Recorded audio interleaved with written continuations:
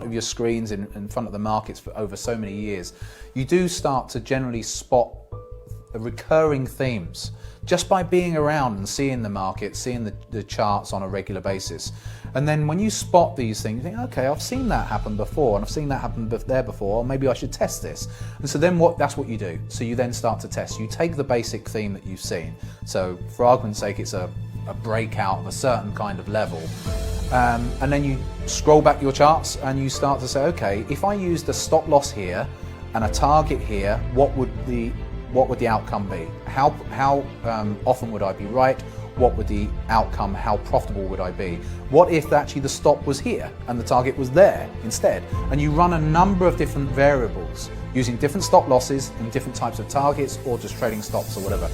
And that's how you develop a strategy with a positive expectancy. And so you then run through all these variables and you'll find one which by far outweighs the others. And usually the most profitable strategy is somewhere around about 50% win rate. It's not actually the strategy which comes out at 80%. Usually you're more profitable by having a lower win rate but a much higher risk to reward. Most traders focus their efforts on finding the best trading system, but this isn't necessarily the way that you're going to make money. What most people think, and I was the same when I started out trading, is that you just need to have a winning system and it will solve all of your problems as a trader and you'll make money.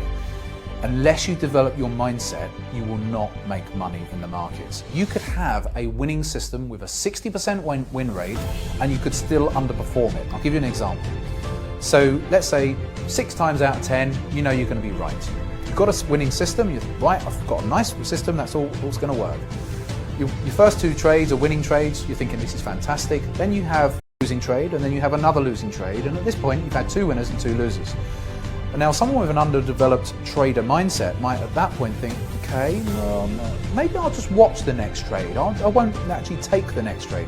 The next trade that comes along actually, of course, is a winner, and so they miss out on that winner, and then they kick themselves for missing that trade. So they take the next trade, which is a loser, and so on and so forth. And before they know it, out of 10 trades, where they should have been right 6 out of 10, because of them hesitating on a couple of trades, they've actually only been right 4 or 5 times out of 10.